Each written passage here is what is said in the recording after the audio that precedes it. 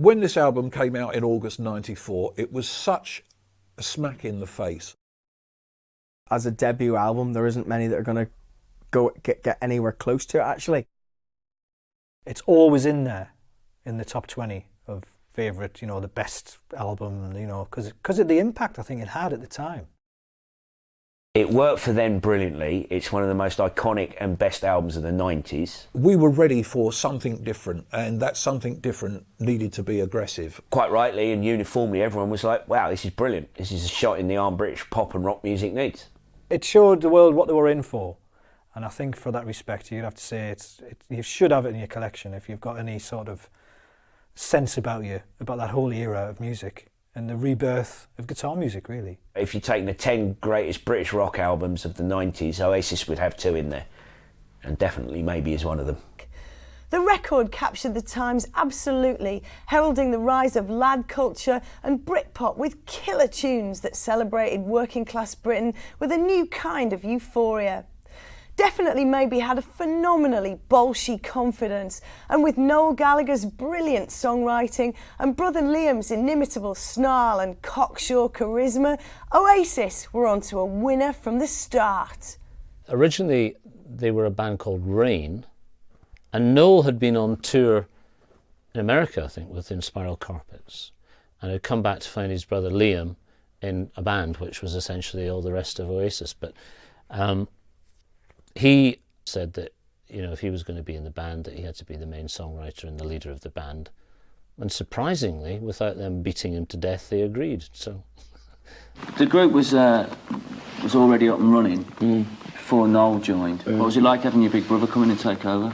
It was his saving grace. He was having it, but he weren't running. He weren't really going anywhere. Right. It was good. It was needed. And, you know what I mean? Like people going, "Oh yeah, but how do you feel about him taking over?"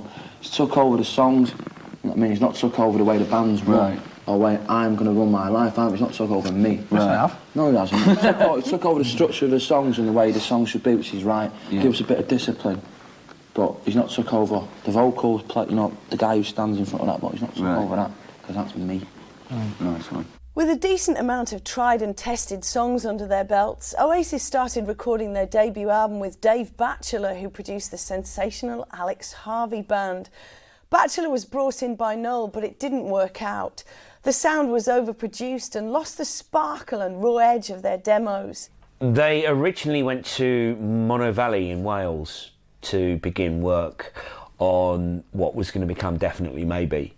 But they weren't happy with the way things were turning out, and the recording sessions didn't go very well. I think they only got 1 song out of it, and they were being made to record kind of like one at a time, and it wasn't how they'd envisaged it and not how Noel wanted to do it. Quite often this happens when you get your deal, the money's there from the label. It wouldn't have been a huge amount of money, but there's enough to do an album. And there were, you know, people were being tighter with the budgets around about that time. So they tried some recording in a few studios, and of course it just didn't quite work. Some of the producers want to do things separately, where you spend a lot of time on the drums, then you do bass player, and then the way they used to do it. And it doesn't really work with a band like Oasis. They need a live situation. Dave Batchelor, who produced the very early sessions, came in for a lot of stick for supposedly cleaning up the sound too much. And I can relate to that because I've had a bit of that myself, as it happens. But the early sessions at Monnow Studios in Monmouth, and even at the legendary Olympic Studios in Barnes, failed to produce anything that was any good. So they went to a studio in the Fowey Estuary called Sawmills, where access was via a ferry, which must have been even a little boat. So this must have been a little bit strange. But the fact of the matter is they were tucked out of the way there, and they were able to record in a more open, relaxed atmosphere. And it worked very, very well for them. You can go in there, it's a lockout studio in the middle of nowhere, down in Fowey, and you can, off you go. There's no real outside influence, there's no clubs nearby. You know, you find a club, it's a working men's, a fisherman's club or something, you know, and they're certainly not welcome in there. So there's nothing to do, you just work. So from the moment you drag yourself out of your sweaty pit, you work until you throw yourself back in it, and it's just all you do all day is record. And it was the perfect environment for them to just get away from it all and just bang out basically a live album, practically a live album. Separation was not to be an issue here. They didn't take care to make sure that not one track bled onto another one, that the guitars just all merged into this big wash of sound, and it was incredibly successful. I think it's a true production. I think it's an honest production, and I think that's another reason why the fan base was so huge when people heard it. It was like, wow, what is this? You know, this is real. They're up at it in your face, fueled on God knows what, and you know, sounding like they know they're making a record for a generation.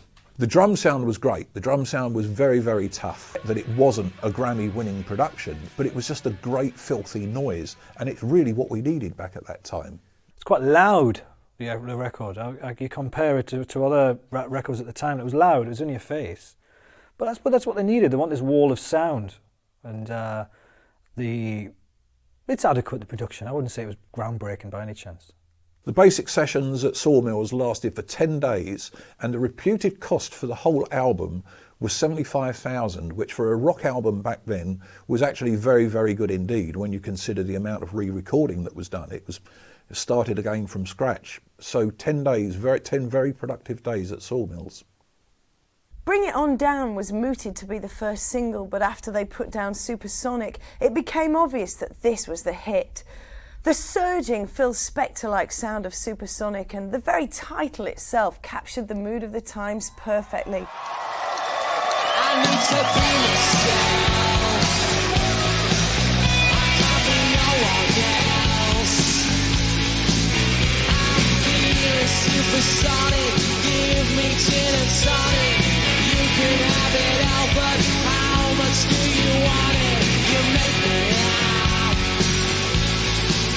Give me your autograph. Can I ride with you in your BMW? You can sail with me in my yellow submarine. You need to find out, 'cause no one's gonna tell you what I'm on about. You need to find a way for what you wanna say. But before tomorrow, 'cause my friend said he'd take you home. He sits in the corner all alone. He lives under a waterfall. Nobody can see him. Nobody could ever hear him call.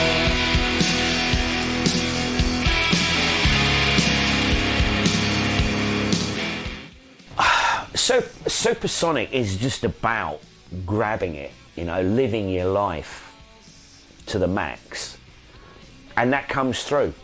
It comes through in the lyrics. It comes through in the sound of the song. Well, it's got a big riff. It's got the big riff, and like a lot of their songs, it's got anthemic type chorus. It's a blueprint for living life the Oasis way, isn't it? You know, it's like, this is what we're about. You're coming along for the ride, you know, and a lot of people did. It made you feel supersonic listening to them. Probably helped if you had a line of Charlie up your nose at the time, but...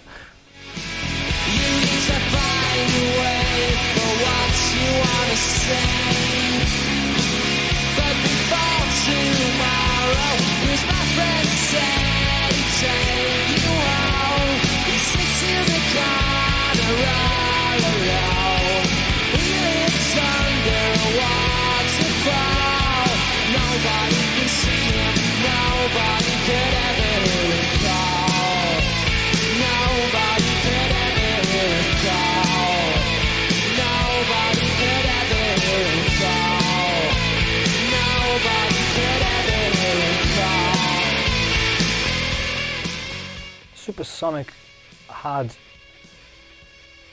a sort of a lovely edge to it. It had this great sort of tongue-in-cheek lyric about basically sort of saying you can have what you want, and it's all fine. And there's some silly rhymes in there. Supersonic's hip quality is the fact that it has the most nonsense lyrics of any song that's ever been a hit in Great Britain.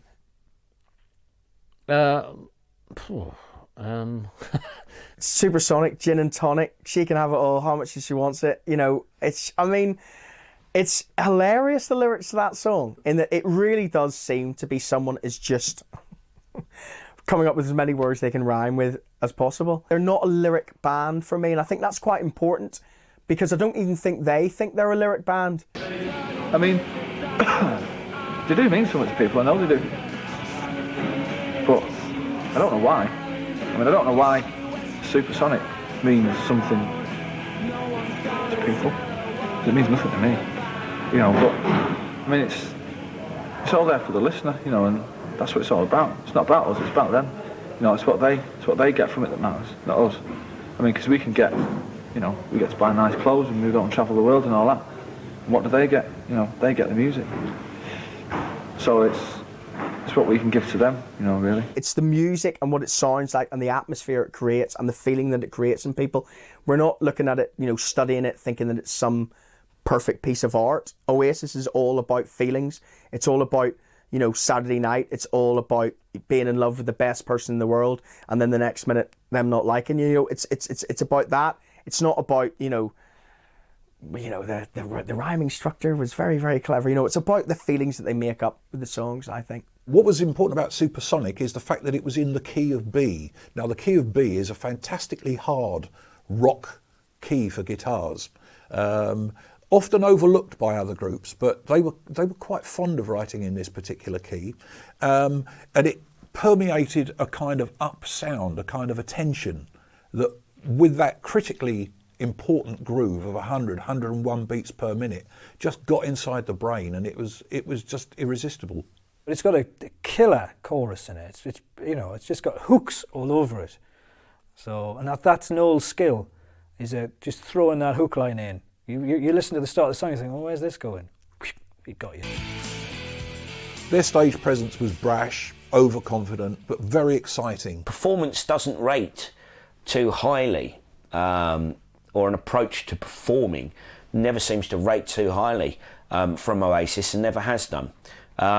They just appear and perform their material and go. There's no sort of rock and roll showmanship. They were never the standard rock cliche band. They didn't do any of that posturing that you would expect, and I like them for that. And I think they brought this whole new manner about British rock music at the time. It all became a bit scruffy and a bit you know, dressed down rather than, you know, super show bands. I'd love to ask them why they chose to do that, because for some people getting up on stage is all about escapism, but for them it's obviously not. For them there's something else, because they don't feel the need to do very much beyond taking their perfunctory stance and really sort of that's about it. Whether it's they truly feel their material is so good that carries them, you know, or whether it's a class-related thing that, you know, they don't ever want to forget where they came from, and that doesn't have much to do with being a multi-millionaire rock star. I don't know what the reasons are, but the you know, Oasis live, and certainly the Gallagher's live performance, you know, is pretty static and hasn't changed very much over the years. They had this lovely, full-on wall of sound stage presence. There was nothing pretty about it. It was standing there, you know. But people liked it because they had great songs. So therefore, they just let it stand there and let it wash over you, you know.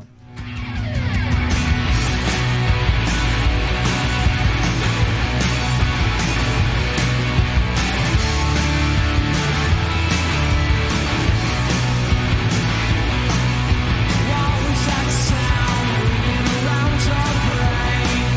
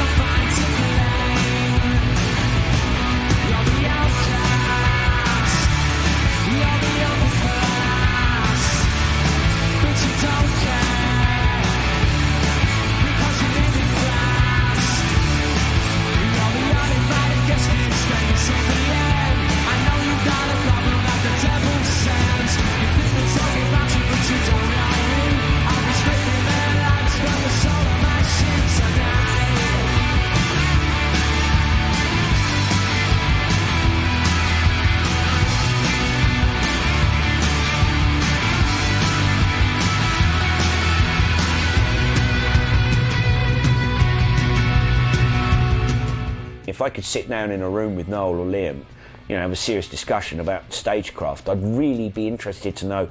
Well, I'm not saying that they should do anything different at all. I mean, I love seeing Oasis, but you know, they strike a very different pose to a lot of other bands. It's almost a slight disinterest in a way. And is that arrogance, or was it born of stage fright and they've never developed beyond it? Just, you know, I'd really be interested to know.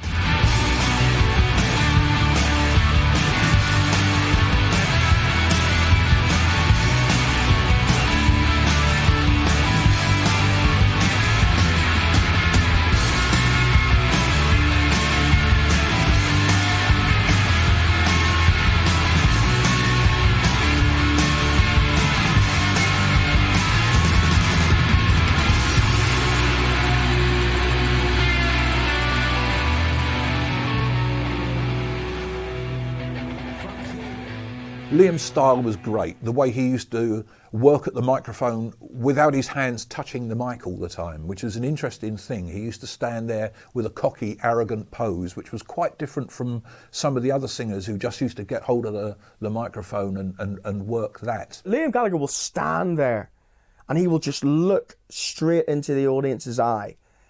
And it's just the coolest thing that you'd ever see. There's nothing particularly refined around his stage performance, yet he's made it very much his own. Liam just brings the swagger of the street to, you know, I mean, literally, I doubt very much if there's anything different to Liam Gallagher walking down the street to the Liam Gallagher stood there with his hands behind his back, singing his heart out for Oasis. And you do kind of get this, like, what you see is what you get feel from him, and that's something that people that are into music, that they latch onto very quickly and they like, because they don't want to be pissed around, they don't want to be bullshitted. He's not the sort of person to sit and do his warm-ups and go, right, I'm now ready to perform. He's not like that.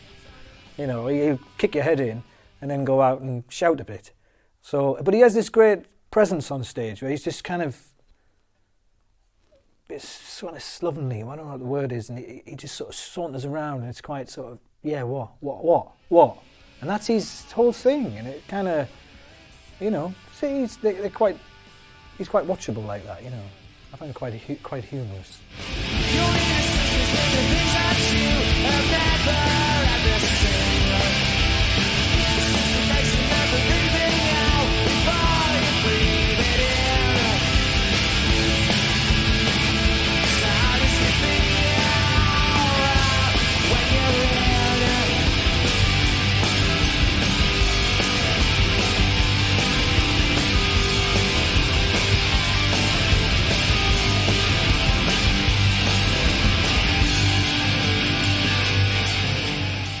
It's almost an anti-showmanship kind of thing. The lack of celebrity glitz, that they just wander on stage in you know, looking for all intents and purposes like their crowd, which forges the bond between them and their audience.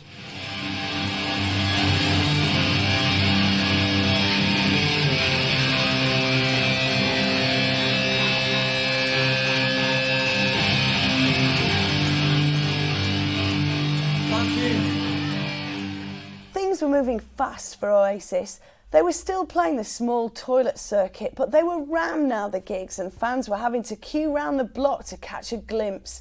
Word was spreading like wildfire, and that summer, Oasis played Glastonbury after a few days of the release of Shaker Maker. It was their first ever big gig with mainstream exposure, and they took off big time.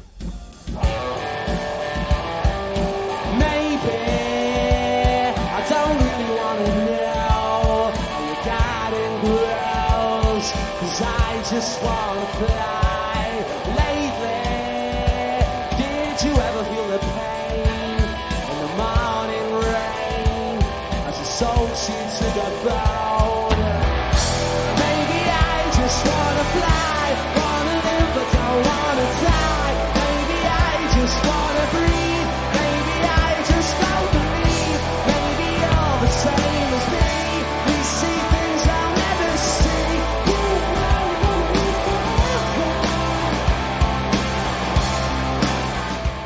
they just blew everyone away when they played Glastonbury for the first couple of years. But the first time, you know, it's always that first time people go back to, because of course it's never happened before. The Saturday night at Glastonbury quite quickly, I think. So probably a bit too quickly. But there was a great gig. I mean, everybody was raving about it afterwards, you know. I was at the side of the stage watching Oasis at Glastonbury because that would have been in June, and I'd seen them for the first time in April. I mean, I think they must have thought about that gig is that they must have been nervous for that gig, because I believe it was the first time that they'd played outside, and it was their first festival. And for Glastonbury to be your sort of first one, but they honestly played that gig like they owned it. One of the things that seemed to be the thing with Oasis, they don't get fazed by, you know, you're doing Glastonbury, there's going to be 300,000 people there. Great.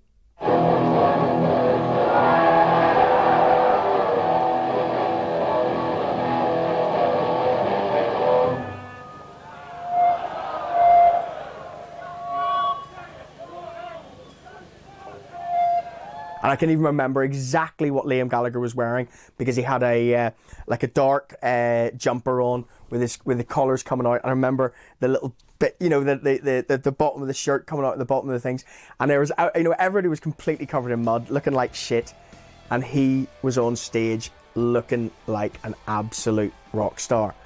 They stole that gig at Glastonbury, and I think that's a real important one for them, because that was a band on their debut album as well. They just came in, played the songs, bit of I Am the Walrus, I'm sure, at the end, and totally took Glastonbury. And I think that's a really important gig for them as the history went on. And Glastonbury they've come back to from time to time, and sometimes it hasn't worked particularly well for them, but that first one, they were absolutely amazing. And what really pisses me off is that any of the famous pictures that they've got are always taken by a fella who was standing next to me. So you can see on the other side of the stage all these people who can say they were there, and I was standing next to the guy who was taking the picture, so I was really pissed off. Didn't get any. These could be the best days of our lives, but I don't think we'd be living very wise. I said, oh no, what a life it would be if you could come to mind could see.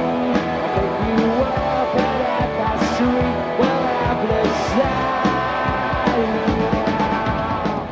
Although they played a good set, there were reports that actually the weekend, the Glastonbury weekend that year, belonged to Blur.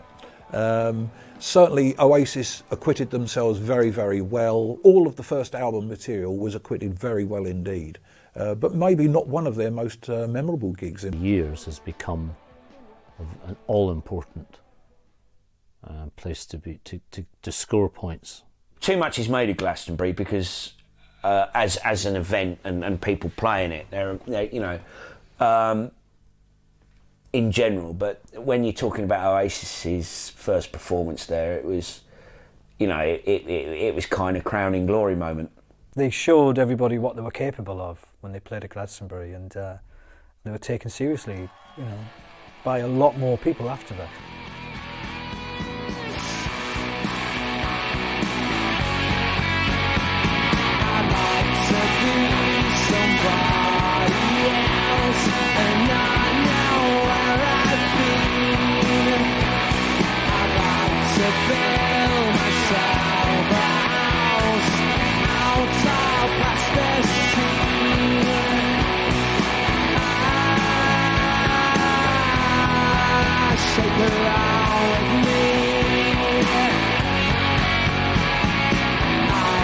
Driving in my car with my friend Mr. South, Mr. Clean and Mr. Ben are living in my love.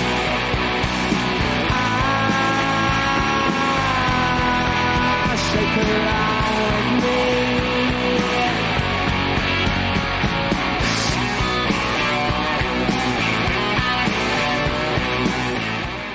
Shaker Maker was the second single in '94, with that Harrison-esque intro, very reminiscent of the Beatles' You Can't Do That. It was a slow 95 beats per minute plod.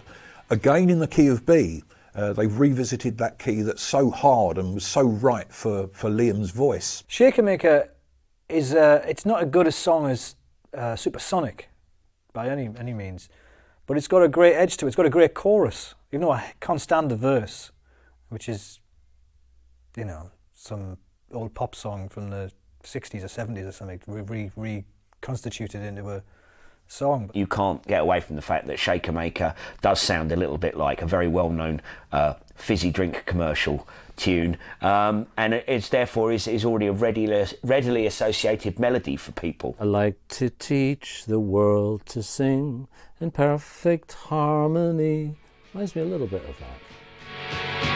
I'd like to teach the world to sing in perfect harmony.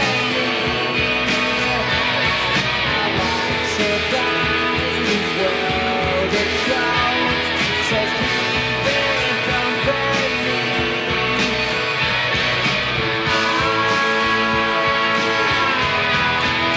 Shake along with me. A funny choice of a single, I thought, Shaker Maker, and it really is with Supersonic. It was the second Oasis single, I do believe, Shaker Maker, and again the lyrics are just, you know, don't look at the lyrics too hard with that song. Nonsense lyrics, the Shaker Maker toy, Trebor soft mints, and the reference to the local record shop. So just lyrics picked out of the air, just any old thing if you like. It's just got a great vibe to it. It's got a dirty edge to it, you know. It's got this whole thing, this sort of menacing sort of approach that Oasis were capable of, you know. And I don't think it's anywhere near as good a song as Supersonic. I don't think it was necessarily better or worse than Supersonic. I think it was just different, and it was successful because they were starting to really have a buzz about them at that particular time. More people know who Oasis are, more people are hearing them, more people are liking them, you know, and they do write wonderfully catchy songs. But it's anthemic and it's memorable. That'll do for me. That'll do nicely. Not one of my favourite songs on the album, actually. It's Shaker Maker, but you know, I mean, it's on that album, so it's a good song, really.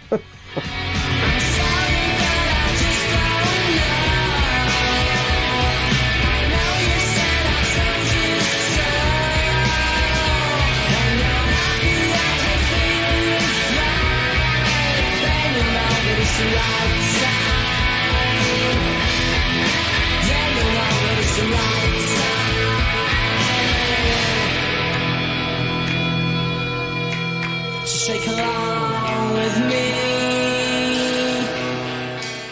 The touring now took in hotel trashing, drug taking, good times and serious fights. The press relished the brothers' bad boy behaviour. A series of interviews had Noel and Liam arguing and fighting and baiting each other. Oasis were the walking, talking reincarnation of the type of rock star that the British press dream of. You like to do a bit of rock and roll behaviour in your hotels?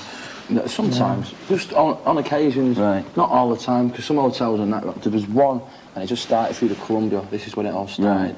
But everyone goes to the Columbia and trashes. Exactly. That's what does my head in. Right. But in there, it was all right at first. You're meeting all these bands, and you're all having a, you know what I mean? And then after a bit, you're thinking, They should be putting us up in better hotels than I mean, I was there sleeping there. So we thought, well, why not just try and get bad? So we got bad, so now they don't put us in there no more. And it's cool. More power to the artist. Don't you think you got to be careful though with that sort of behaviour, because I mean it can turn you into like sort of a cartoon type character. Yeah, I know. That like a would-be audience might be turned off the idea of checking Oasis out because they're these guys that do the rock and roll thing. I know, and that's what I don't like. Yeah. Going to do started it first and he's on top. I hate it when we done it, and I thought, no, don't do it, because this is what it's not about that. You know what I mean? Leave that to all them retro people. Hotel trashers. I think they were banned from, funnily enough, the Columbia Hotel, which was a rock hotel in London. They were getting thrown out of places all over the country, all over Europe, and yet the fans didn't seem to mind this air of danger about them. I think this contributed to that mystery, to that rebel image that the young people loved so much. If you indulge in that kind of deliberate antisocial behaviour, it will have a slightly detrimental effect, but more often than not most people don't care that you're pictured doing that, stumbling out of a nightclub, because quite frankly, it's what they would do if someone was taking a photo of them stumbling out of a nightclub. Constantly we were hearing in the press about the bickering between Noel and Liam. There's always going to be a rivalry between that, especially when one of them is the supposed talent. You know, with Noel Gallagher is the supposed, you know, he was the songwriter in Oasis, he was the talent. What was Liam then? And that must have been very, very, very hard for them to... You know, it's hard enough having a brother or sister anyway, but to be in the biggest band in the world, for one person to have all the talent, yet the one face or the one finger gesture that everyone knew it was Liam's, I think that's going to be a very, very complicated thing. Anything was a daft song that won't work right, that won't be right. Let's do what we're doing. What? Like Digsy's Dinner, it's an acoustic song. Yeah, let's have it. Hang on a sec. Right, so we, say what we'll do, We'll do sad song last, yeah? So you can just play your little game. Alright? There's days when I've needed a slap and he's slapped me. And there's days when he's needed a slap, so I've slapped him. I went on a big fight, we haven't talked for about 2 months. You know, I'm going like that. Just like that. And then just sort of like grown up one day. We can't work it out. We can't work it out. They have been at each other's throats at times, you know, throughout their career. And there has been times when maybe the band came that close to maybe not, you know, being anymore. But when it works and when they are together and when they both are brothers saying, do you know what, we've just made the best album in the world, it even makes it more believable. Of course, the stories about conflict and violence went on and on and on. There's one famous one in '94 in Newcastle at a gig where a drunken yob got on stage and I think he attacked Noel, and that was it. Liam waded in, and after about 5 songs, the gig was over. This geezer took it upon himself to jump up on stage through security. He punched me in the eye with like this ring on or something, and there was a bit of blood everywhere. Really? So we just sort of took the guitar Was off he just overexcited, or had you done something to him? No, maybe it's just because he thinks he's hard and he thinks we're up for the fight and that. Right. And he thought, yeah, I'll have this. Well, it was actually because he found out I was sleeping with his girlfriend. Really? Yeah. Was it? Yeah. Nice one. The whole vulgar, unruly persona became their image, and they thrived on it. They appealed to the soccer yobs. They appealed to the young man who goes down the pub. They were no different, really, in that respect from the early Who or the Stones or loads of other bands that were around like that at that particular time. You need that. You do need it. Because there's too many bloody boring rock and pop stars out there who do what they're told by record company and management, you know, and quite frankly make the most insipid, boring music imaginable. And that's one thing that you can never accuse Oasis of. And the reason why we're in every paper is because there's something to write about. We're playing the game, and we mean it, and we're honest, and we've got the best songs, so that's why we're in everyone's face. What a song. That beat at the start, actually, I mean, Tony McCarroll, one thing that he did do very, very good was that boom, boom, boom, boom, boom at the start of the song, because it's an instantly recognisable song.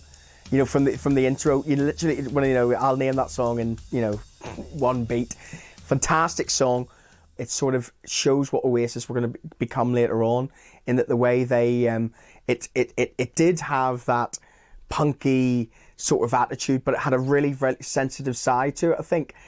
And the lyrics, I thought, were an awful lot better. It's considered to be an ode to Peggy Gallagher, their mother. Although Noel has said it's just about a couple of friends. It's a simple song, just lovely simple chord structure in G, and it shows that there was a deeper side to them, if you like. Still quite aggressive, still quite raunchy, but I think Noel was particularly proud of it. He's got in print as saying that this shows people that Oasis are basically, there's a little bit more depth to them than people at first surmised. Great song, one of the most memorable Oasis songs. Maybe I will never be all the things that I want to be. Now is not the time to cry. Now's the time to find out why. I think you're the same as me. We see things I'll never see. You and I are gonna live forever.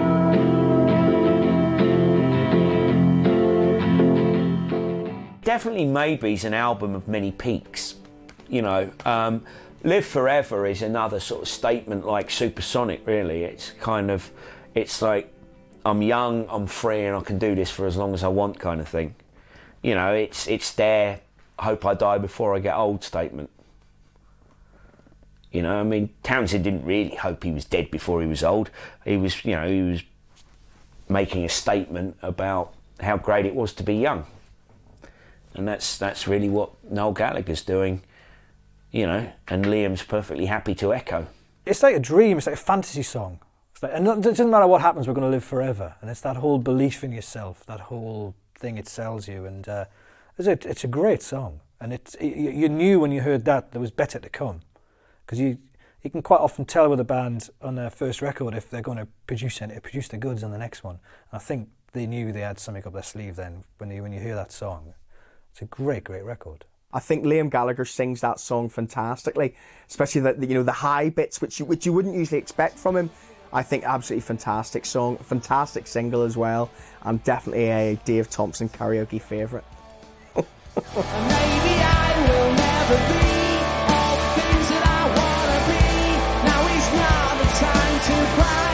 Now's the time to find out why. I think you're the same as me. I did actually win a bottle of Ouzo in Corfu in 2004, singing Live Forever, so it's always going to be a favourite.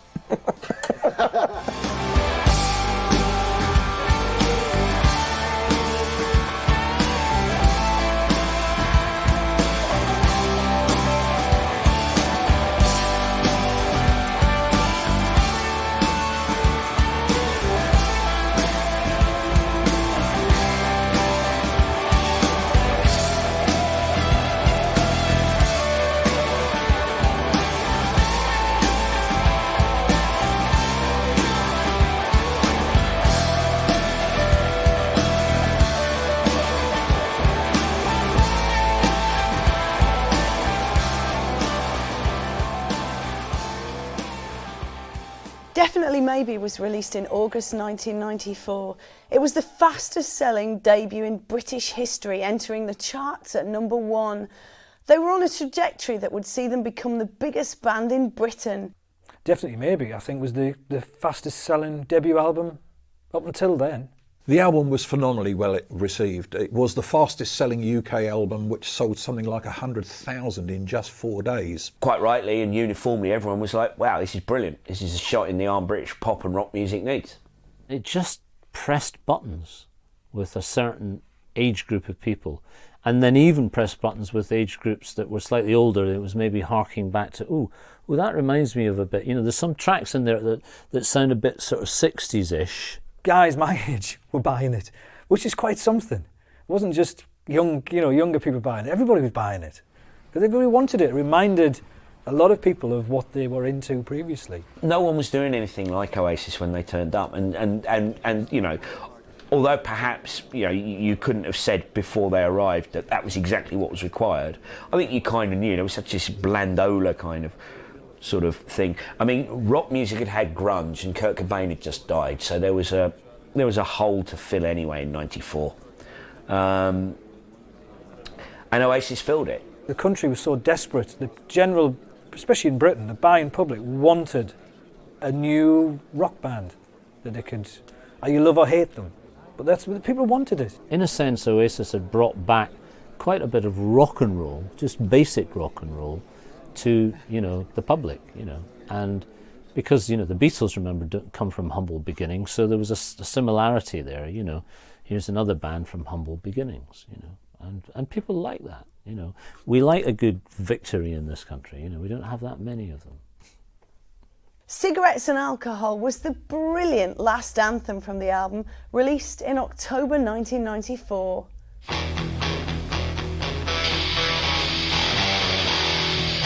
You got your beer, you got your cigarettes, and the odd bit of hooter at the weekend. That's how they live their life, and they're perfectly happy doing it.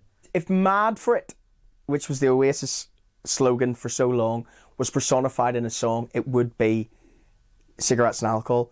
Go and do whatever the fuck you want to do with your life.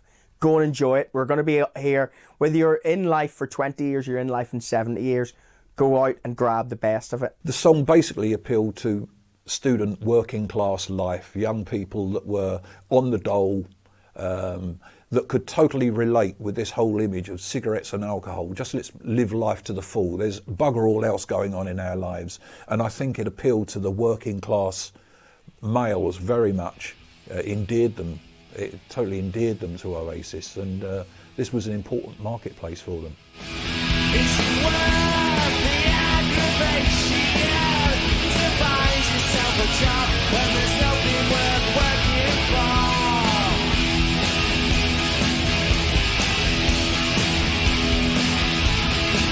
It's a crazy situation, but all I need are cigarettes and alcohol.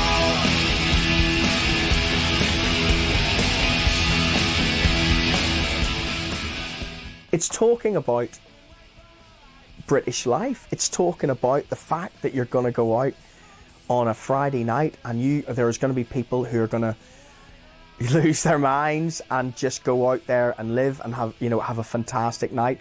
We're always told about, is it a pro-drug song? Is it a pro-alcohol song? Is it a pro-cigarette song? No, not necessarily. It's about going out there and giving it some, having the best time you possibly can on a night out. I think that's what it's about, and I think that should be praised. I think we're told so many things in the world that are bad for us, scaremongering everything. Why do we forget what it's like to go out and have a fantastic night, having the smoke, having the drink with your mates? You forget about it sometimes, and that song reminded me very much so. I mean, it should have been the national anthem. Our national anthem is so boring. And I just think that would have been so, you can imagine, you can imagine getting your head going down like that whenever we win a medal at the Olympics to that song. I think it'd be brilliant. Funny, honest and abrasive, Oasis were everyone's idea of the ultimate rock and roll band. You've got to look at Oasis as being one of the best modern day hard rock bands that England's ever produced. Oasis had to be massive.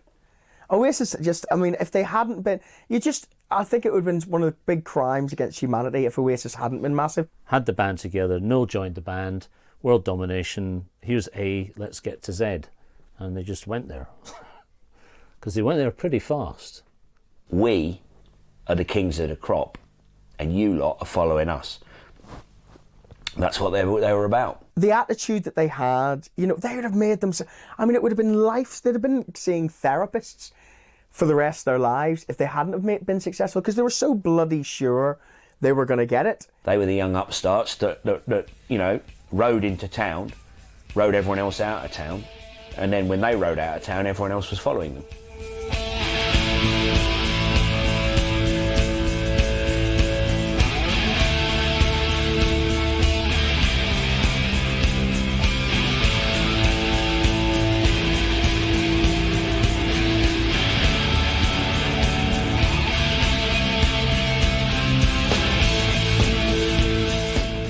They were a breath of fresh air, to a sort of pop and rock scene that, was in need of a good kick up the arse. And along come a band who sound like a cross between the Beatles meets the Sex Pistols, and it worked a treat.